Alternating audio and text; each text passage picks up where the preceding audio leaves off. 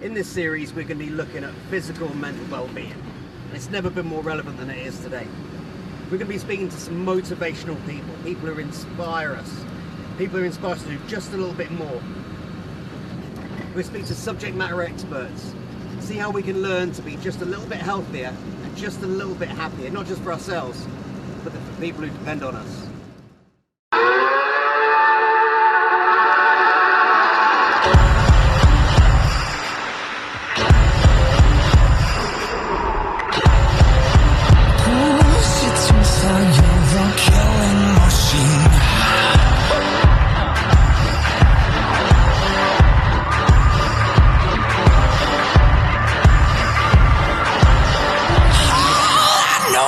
I'm gonna kill you tonight. Hi, my name's Ben Garwood. I've just spent a long career in Special Forces. I'm now in my 40s. I'm a dad. I'm retired. I'm seeing so many changes in myself, not just physically, but also mentally.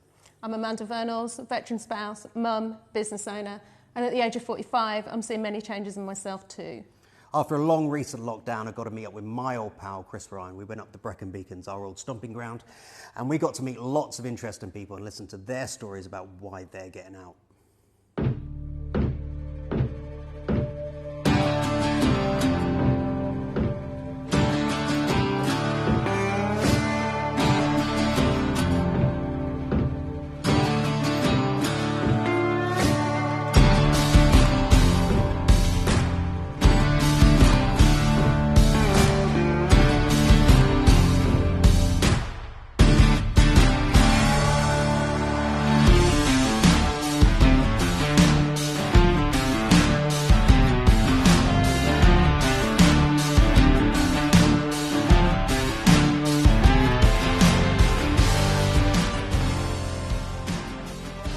Hi guys, well it's Saturday morning and we're at the top of Penny Fan, 886 metres. What I've noticed is every time somebody turns up they're very quiet and then you get this sense of achievement and everybody's talking. It's absolutely brilliant. And this is what we've been talking about, the sense of achievement, which is very important. I mean, both us, we've been up here hundreds of times and it brought a smile to our face as soon as we got up here. Ben, what do you think? Well, there weren't many smiles on my face as I was coming up Jacob's Ladder. However, if you have a look around, people of all ages, all levels of fitness are enjoying this. This is an achievable feat getting up here. But as Colin said, once you're up here, it's a massive sense of achievement regardless of your standard, whatever level of fitness you're at. The main thing is just getting up, getting out and doing something. And remember, it doesn't have to be Penny Fan. It can be a local park, it can be a local field. Just get out there and get some walking in. Yeah, how we live now is like brand new, isn't it? This whole thing, like this whole human development up until a few hundred years ago was like, you know what I mean? Like connected to the land. Mm-hmm. There's no connect. You know, these kids now are so separated. It's terrifying. They're living out their lives on a computer screen with no reality. Yeah. With no, and we crave it. We need it. Yeah. But today was definitely heavier. And you know the legs are achy, but I think yeah, each time usually you get beautiful views, so you know it makes it really worthwhile, and I was hoping that once you get to this ridge there that you'll be able to see, but the kids are quite excited that we've been walking in the clouds. So I think it was after a terrible year that everybody's had, and drinking too much and eating too much and sitting on my arse too much, and it was just a case of actually let's go and do something. My friend here, Nina, has been sober for 6 months. Pretty awesome. And really inspired me to want to get on board and do the same type of thing. Yeah. She's been at Penny Fan before, but I never have. So I kind of been keeping fit for the last, I'd say, 2 months now, getting back to the gym, staying off the alcohol, eating better, and you just feel great for doing it. So I've always wanted to come at Penny Fan. And my friend Nina said, come on, let's do it. And here we are. yeah. Dan's training for Kilimanjaro at the moment. What's the charity you're doing this for? Man Down in Cornwall, it's a men's mental health charity. So also a Last Chance Hotel, which is an animal rescue charity based in Cornwall. So, And why are these important to you? Harry, my best friend, dogs, you see, man's best friend, and men's mental health. Went for a bit of a rough time myself, and yeah, they're a good charity, nice and local from the south. and it seems to do good things for a lot of guys around me. It's amazing once you open up about it how many people actually do suffer. It's way up, you're puffing and panting, but once you catch your breath at the top, it's just like a bit of a head rush, isn't it? You just smile on your face always. And, yeah.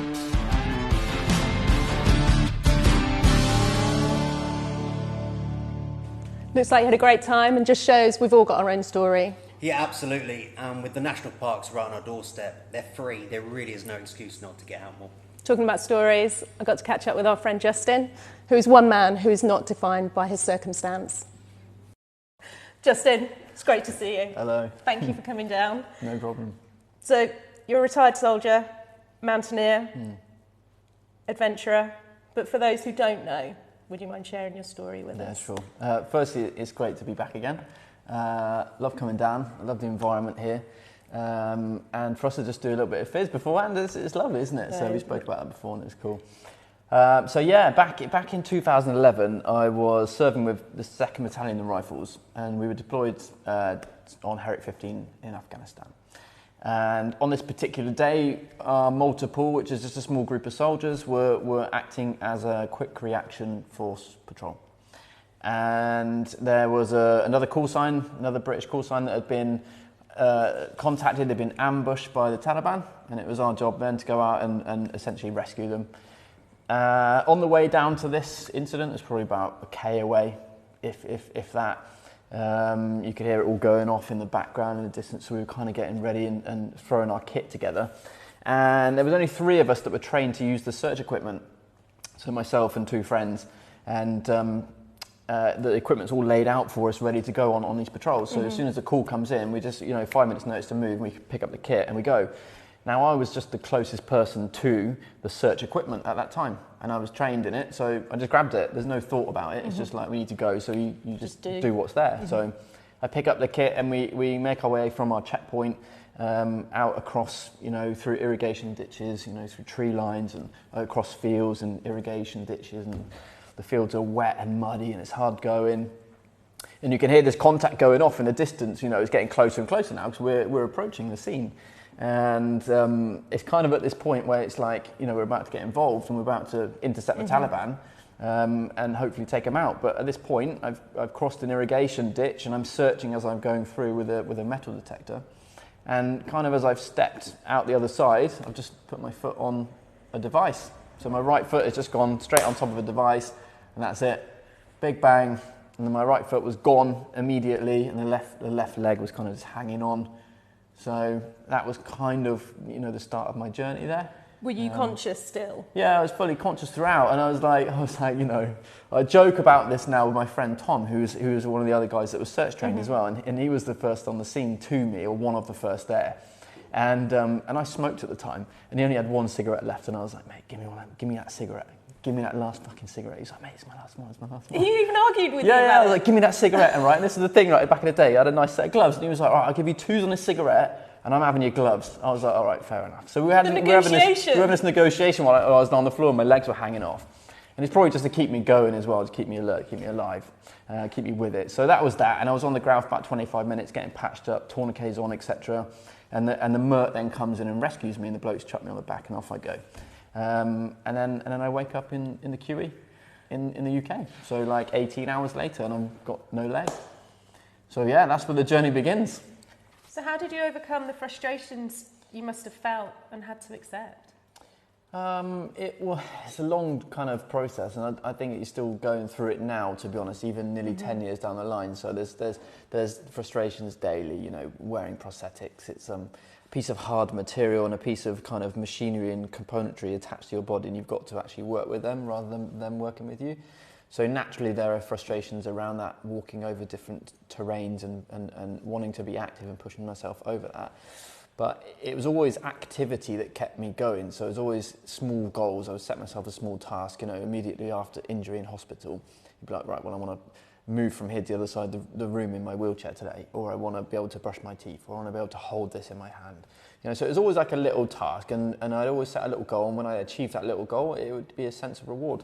So it went from smaller goals up to the larger goals, and eventually climbing mountains and such. So that's incredible. But yeah. like you said, from just being able to move across a Yeah. room to then up a mountain.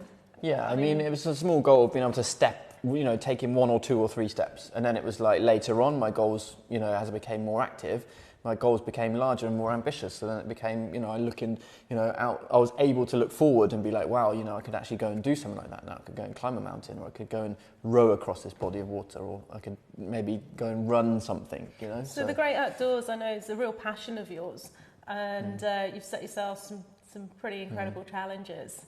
Tell us a bit more.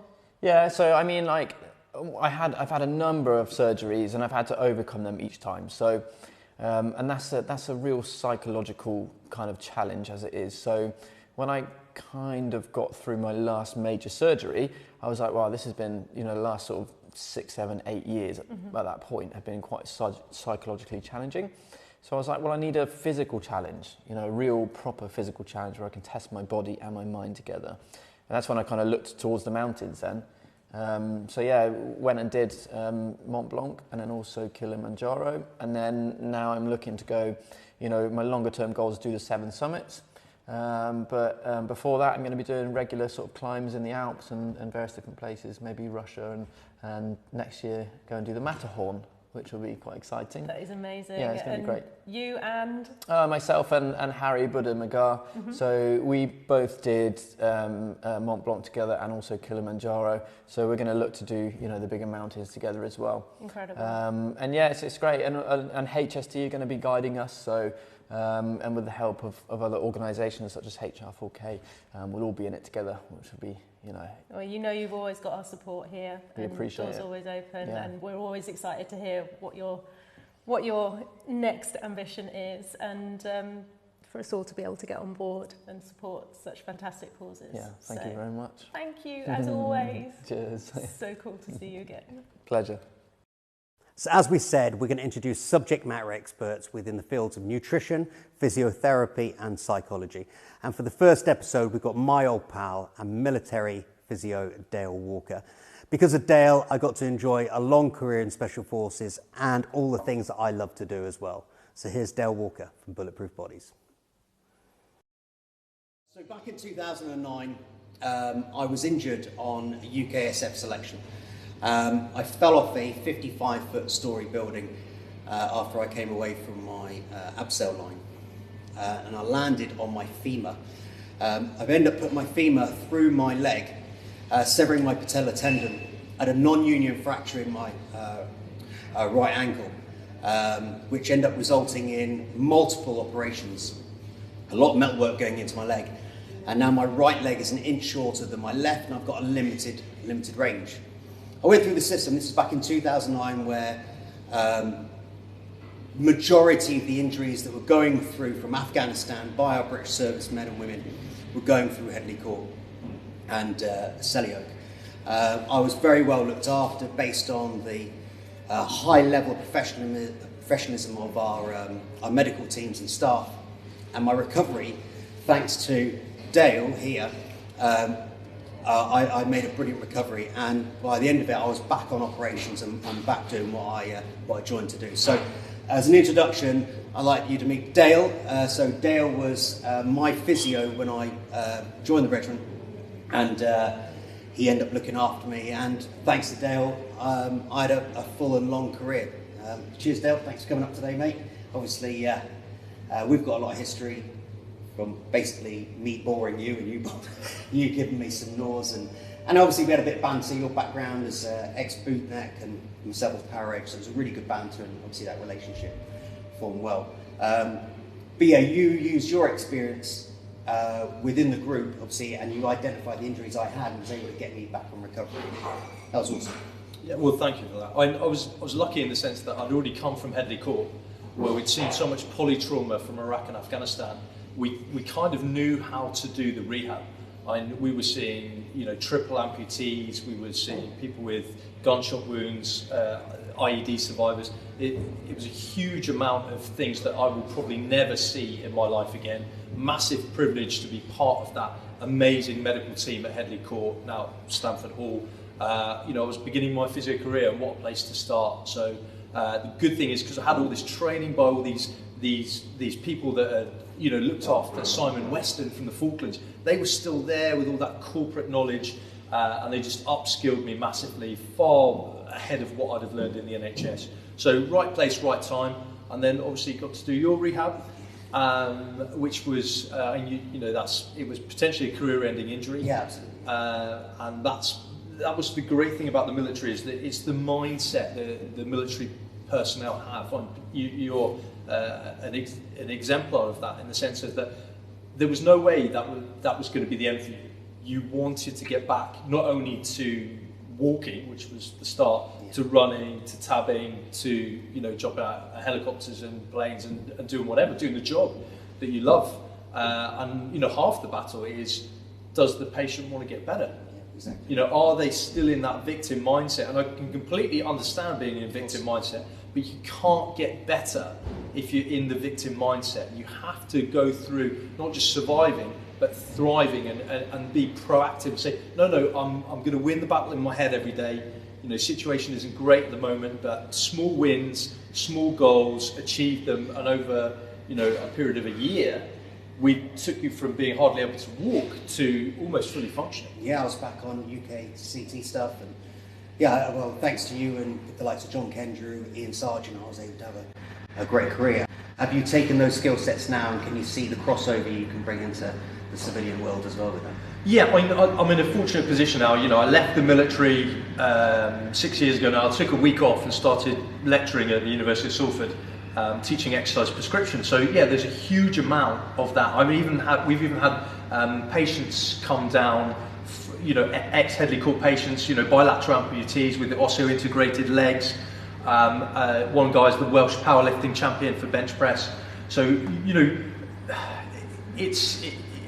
you got to see the darkest of times and also the brightest of lights.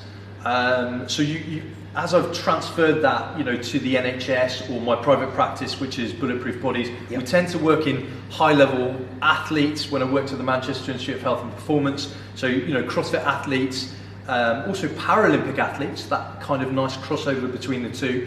But I also do some polytrauma as well, some private work, because these lessons that we learned at Headley Court should never be forgotten.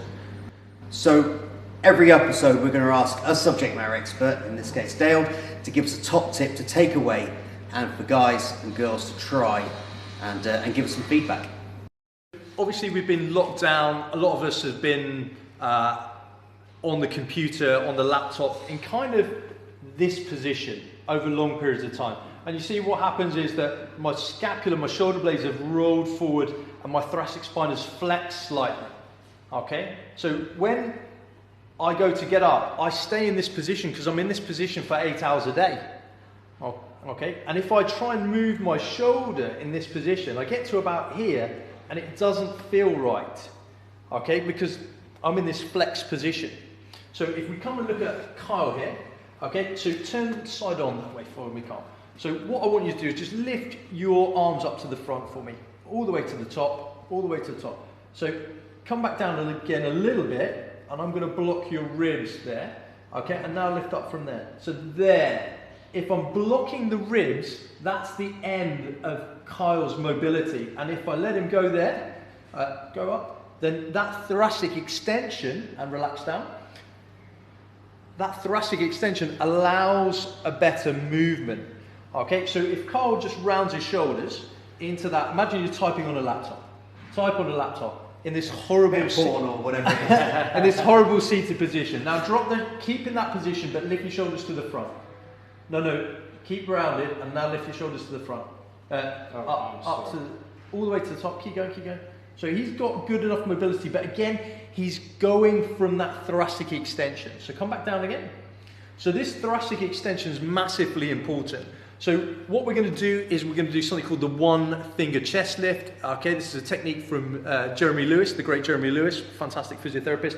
And all we're going to do is I put one finger at my solar plexus, okay, and I just push my chest up like that. That puts me into a little bit of thoracic extension, and from there I've got a fabulous easy range of movement. If I slouch again, that range of movement becomes hard for me to do. I do one finger chest lift and all of a sudden my spine is in a better position. Good posture means good movement.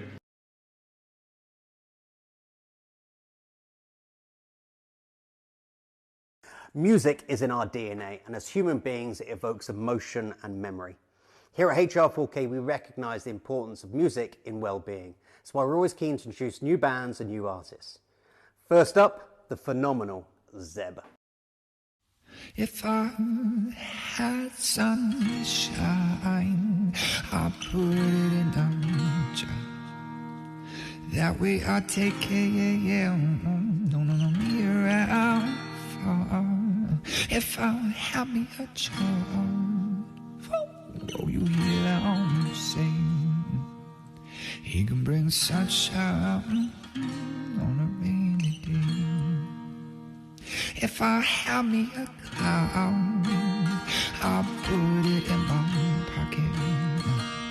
That way I take good care of it. Won't be sure not to drop it.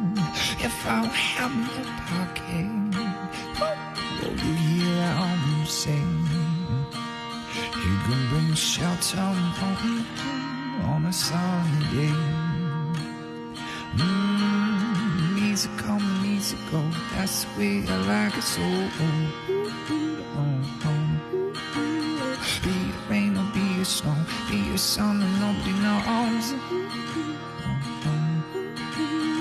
Easy come and easy go, that's the way I like it so. Be it rain or be it snow, be it sun and nobody knows. If I had a little rain, I'll put it in my shoe. That way I'll dance on that long won't you see me out? If I have me a shoe, oh, you hear I'm sing. You'll be dancing in the rain, oh, every day. Yeah, he'll be dancing in the rain, oh, every day.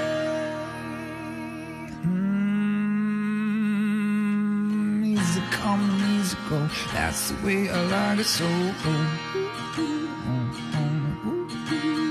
Be it rain or be it snow, be it sun, nobody knows. Easy come and easy go, that's the way I like it so. Be it rain or be it snow, be it sun, nobody knows. Don't count on nothing. Don't rely on me. In this world, you create your own happiness. In this world, it's what you want it to be. Easy come, easy go, that's the way I like it so. Be it rain or be it snow, be it sun and nobody knows. Easy come and easy go, that's the way I like it so. Be it rain or be it snow, be it sun and nobody knows. Just take it day by day by day by day.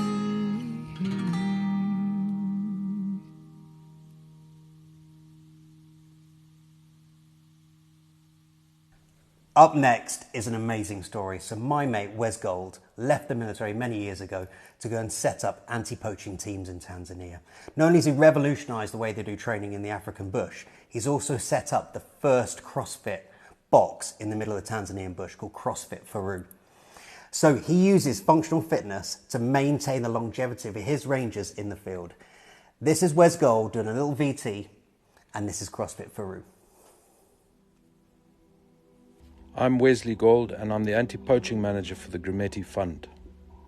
The Gremetti Fund is a conservation organisation based in the western corridor of the Serengeti ecosystem in Tanzania, East Africa. The Gremetti Fund conserves 350,000 acres in partnership with our government partners, Tanzanian Wildlife Management Authority, or TAWA. I was brought to the Gremetti Fund in 2016 to organise the anti-poaching side of it in a more military fashion.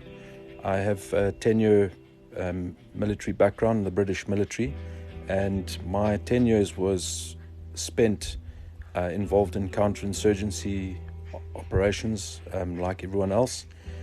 And I found that there are a number of similarities between a counterinsurgency operation and an anti-poaching operation, namely in a military sense, the importance of winning over the hearts and minds. And in conservation, we call that community outreach. And it's extremely important to help the communities outside of these protected areas, and extremely important to bring them along and try and involve them in the importance of protecting them. So that's one similarity. The other one is the need for intelligence, the need to know what's going on, because it's not a linear setup here like a traditional type of battlefield.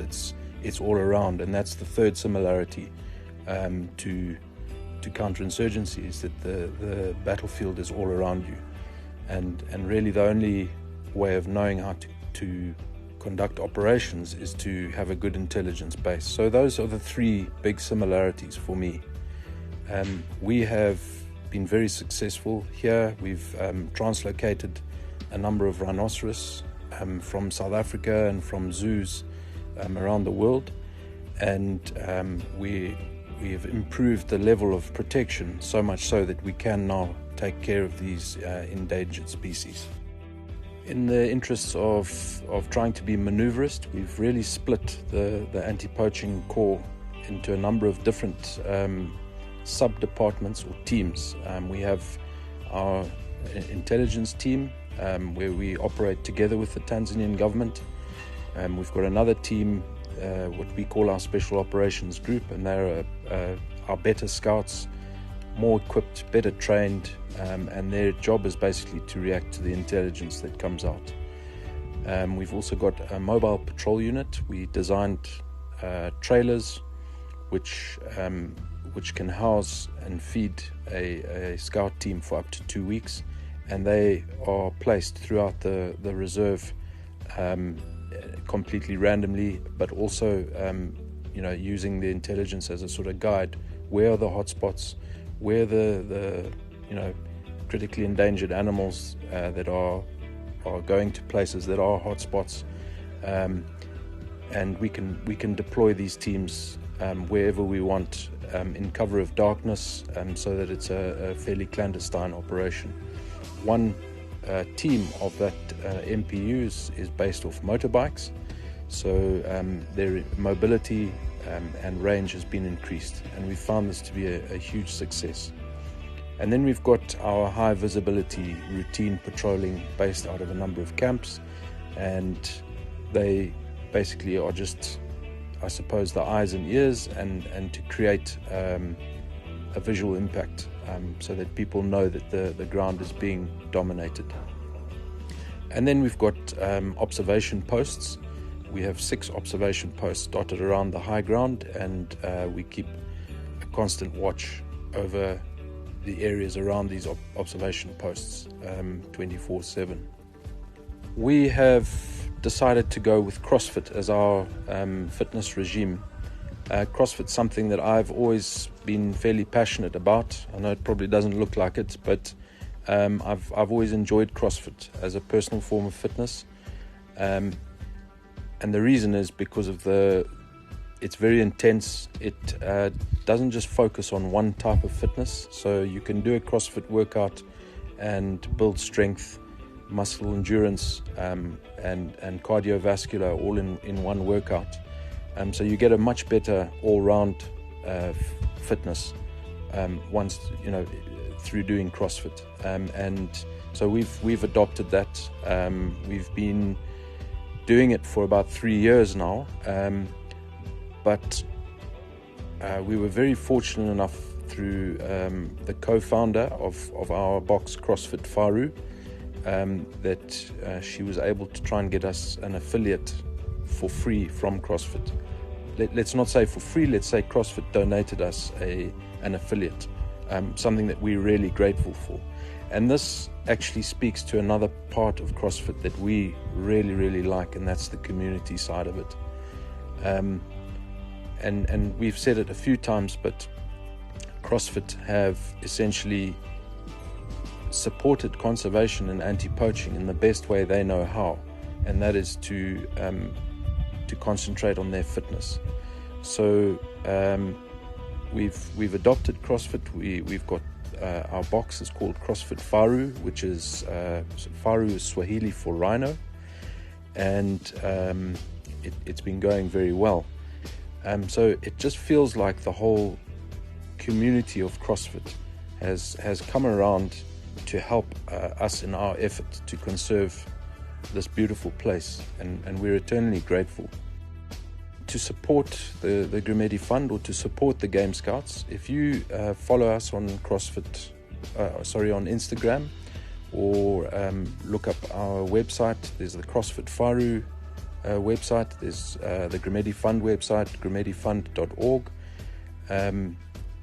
You will find a click button that you can help to donate, and then in your comments just put that you're supporting CrossFit Faru or supporting the Game Scouts or the anti-poaching, and that will get channeled through. So thank you very much for the opportunity to take part in this. HR4K has been a huge support of the anti-poaching at the Gremetti Fund ever since I've been here. Very grateful to Ben, very grateful to HR4K, and I look forward to continuing that relationship in the future.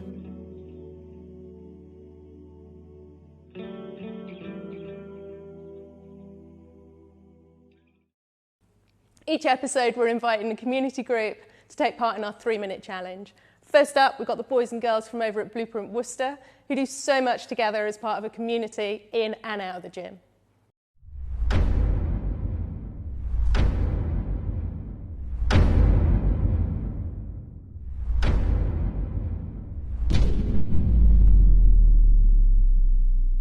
Three, 2, 1, let's go.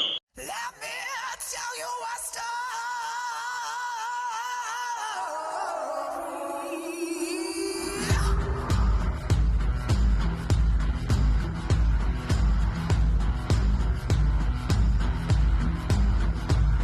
Let bygones be bygones, the river life won't flow.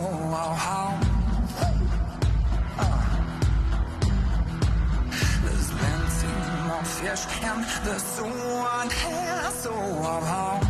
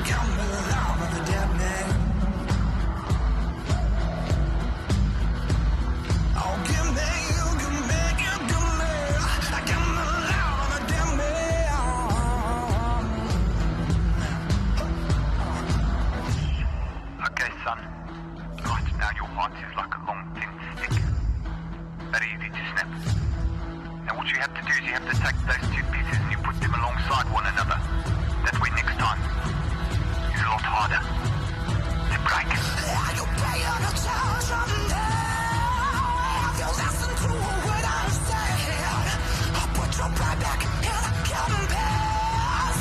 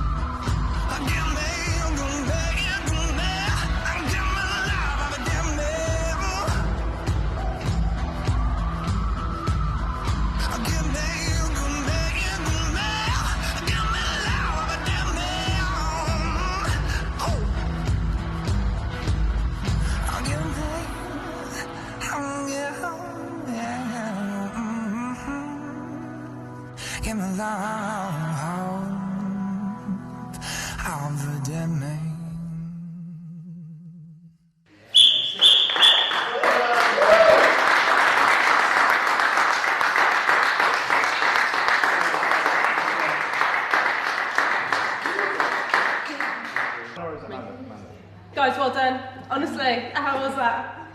Yeah, Good. tough. Yeah. For a 3-minute workout. 3 minute, yeah. It's pretty Yeah. Which bit in particular? Arm pump. Yeah, Yeah. press ups and Triceps. burpees. It's good though. Awesome. What was the score? So good work, guys. Excellent score there of 86 reps. So no reps. So very well done to you.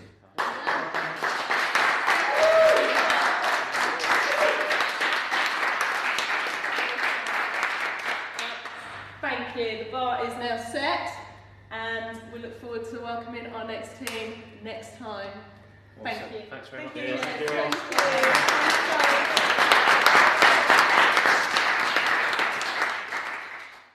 Hey, thanks guys for watching. It's been fun. Yeah, absolutely. Look, we're not trying to change the world here. We're trying to make small changes just to make ourselves a little bit healthier and a little bit happier. Keeping up with life. Keeping up with my kids. Thanks, guys. Thank you.